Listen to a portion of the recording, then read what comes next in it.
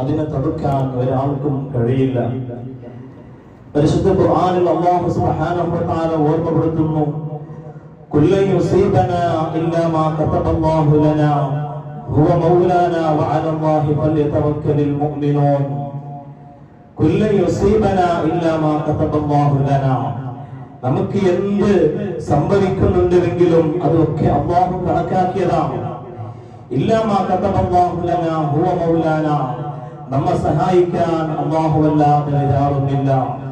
അതുകൊണ്ട് മുഅ്മിനീങ്ങളായ നാമൊക്കെ ഓരോരുത്തരും വഅലല്ലാഹി ഫല്യതവക്കലിൽ മുഅ്മിനൂൻ, അല്ലാഹുവിലേക്ക് നമ്മുടെ ഭാരങ്ങളെ മുഴുവനും ഏൽപ്പിക്കണം. നാം സർവ്വതും സമർപ്പിക്കേണ്ടത് അല്ലാഹുവിലേക്കാണ്. അല്ലാഹുവിന് വേണ്ടി അല്ലാഹുവിലേക്ക് നാം തിരിച്ചെത്തണം. അല്ലാഹുവിൽ നാം ചിന്തിക്കണം. ഉറച്ച വിശ്വാസം ഒന്നുകൂടി ഉറക്കണമെന്നുകൂടി മാത്രമാണ് ഓർമ്മപ്പെടുത്താനുള്ളത്. ഞാനിത് എന്തിനു പറഞ്ഞു? പരിശുദ്ധ ഖുർആനിൽ അല്ലാഹു തആല ഓർമ്മപ്പെടുത്തുന്നു, ഫലൗലാ ഇദാ ജാഅഹും ബഅസുനാ തമററു. ഇത് കണ്ടില്ലേ, വയനാടിന്റെ ആ മലയോര പ്രദേശങ്ങളിൽ സുബ്ഹാനല്ലാഹ് ആ മണ്ണിന്റെ അടിയിൽപ്പെട്ട് ഞെരിഞ്ഞമർന്നത് എത്ര ജീവങ്ങളാണ്.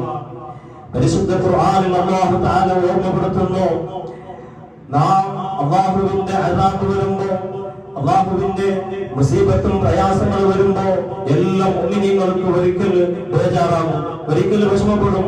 ഞാൻ ഒരു തെറ്റും ചെയ്യൂല എന്നിങ്ങനെ മനസ്സിൽ വിചാരിക്കും. പക്ഷേ വലാകിൻ ഖസത ഖുലൂബുഹും വസയ്യന ലഹും അശ്ശൈത്താനു ബിമാ കാനൂ യഅമലൂൻ.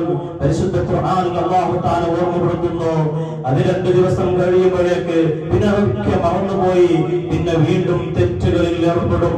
അല്ലാഹുവിനെ മറന്നുകൊണ്ട് നടക്കും, ഈ ദുനിയാവിൽ അഭിരമിച്ച് നടക്കും, അല്ലാഹുവിനെ ധിക്കരിച്ച് അല്ലാഹുവിന്റെ നിയമങ്ങളെ കാറ്റിൽ പരത്തി നടക്കും. അല്ലാഹു തആല ആ എതിരായി ചെയ്യുന്ന പ്രവർത്തനമൊക്കെ ശൈത്താൻ അവർക്ക് അത് നല്ലതായി തോന്നിപ്പിച്ചു കൊടുക്കും. എന്നിട്ട് പരിശുദ്ധ ഖുർആനിൽ അല്ലാഹു തആല ഓർമ്മപ്പെടുത്തുന്നു, ഫലമ്മാ നസൂ മാ ദുക്കിറൂ ബിഹി. ഞങ്ങൾ ചെയ്ത ഈ പാഠങ്ങളൊക്കെ അവർ മറന്നാൽ, ഫതഹനാ അലൈഹി അബ്വാബ കുല്ലി ശൈഇൻ ഹത്താ ഇദാ ഫരിഹൂ. അവർക്ക് നാം നല്ല സമ്പത്ത് കൊടുക്കും, നല്ല പണങ്ങൾ കൊടുക്കും, നല്ല പണക്കാരനാകും, കുറെ ആസ്തികൾ കൊടുക്കും. പക്ഷേ അപ്പോൾ അവർ വിചാരിച്ചു പോകും, അല്ലാഹു തആല എന്നിൽ ഖൈറാണ് വിചാരിച്ചത്, എനിക്ക് അല്ലാഹു തആല നല്ലത് മാത്രം തരുന്നു, എനിക്ക് അപകടങ്ങൾ വരുന്നില്ല, എനിക്ക് രോഗങ്ങൾ വരുന്നില്ല, ഞാൻ ഒന്നിലും പെട്ടുപോവുകയില്ല എന്ന് ആ മനുഷ്യൻ ചിന്തിക്കും.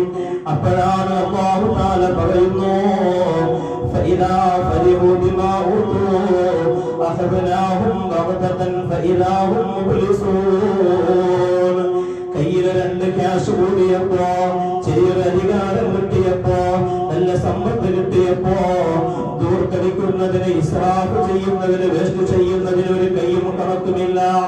2 പൈസ കൂടിയപ്പോ വലിയ ആവാതി നടക്കുകയാണ്, ഞാൻ വലിയവനാണ്, എനിക്ക് വലിയ സമ്പത്ത് ഇട്ടിരിക്കുന്നു, എന്റെ അടുത്ത് വലിയ കൃഷികളുണ്ട്, എന്റെ മകളുടെ കല്യാണം അടിച്ചു പൊളിക്കുന്ന കല്യാണമാകണം, ഈ നാട്ടിൽ ആരും നടത്താത്ത കല്യാണമാകണം, ഇങ്ങനെ അഹങ്കരിച്ച് നടക്കുകയാണ് അവർക്ക് കിട്ടിയ സ്വത്തിന്റെ പേരില്.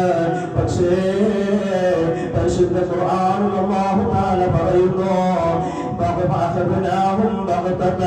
അവർക്കുള്ള സമ്പത്ത് പെടുന്നതിനെ ഞങ്ങളത് പിടിച്ചെടുക്കും കേട്ടോ.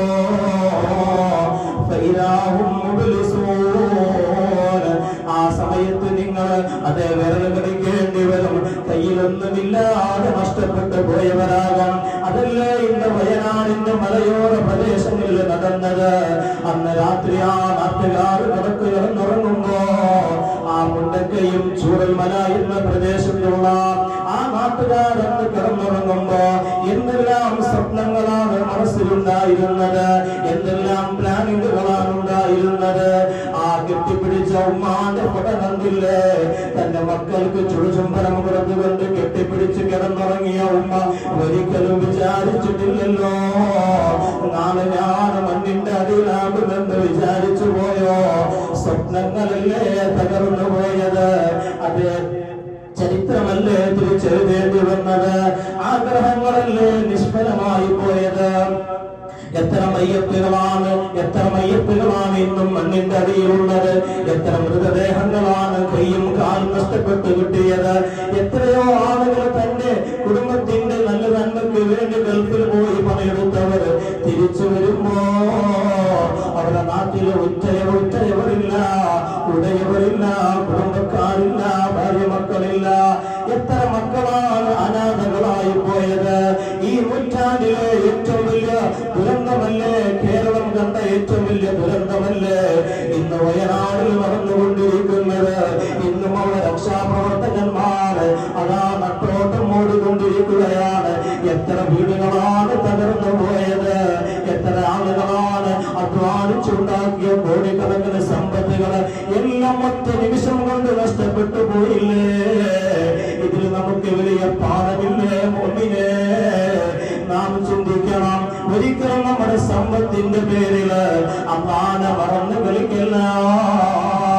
നമ്മുടെ നാട്ടിലുള്ള ചെറുപ്പക്കാരോട് ഓർമ്മപ്പെടുത്തട്ടെ, നിങ്ങൾക്ക് ഇനി കല്യാണം വരാൻ പോകുന്നുണ്ട്. ഒരിക്കലും അള്ളാനെ മറന്നുകൊണ്ടുള്ള ആ സുന്നത്തായ കല്യാണത്തില് ഹറാമുകൾ വലിച്ചു വരുന്ന ഹറാമുകൾ വലിച്ചിട്ട് ബ്രൈറ്റ് ട്യൂബയും ഗ്രൂപ്പ് ട്യൂബയും നടന്നുകൊണ്ട് സുബ്ഹാനല്ലാഹ് റബ്ബിനെ മറന്നുകൊണ്ട് ആണും പെണ്ണും കലർന്നുകൊണ്ട് ഒരിക്കലും അങ്ങനെയുള്ള കല്യാണത്തിൽ ഏർപ്പെടല്ലേ. സുന്നത്തായ കല്യാണത്തില് അത് പിന്നെ ഹറാമ് കലർന്നു വന്നാൽ ജനിക്കുന്ന മക്കൾക്കാണ് അതിന്റെ ആപത്ത് വരിക. അല്ലാഹു തആല കാത്ത് സലാമത്താക്കുമാറാകട്ടെ.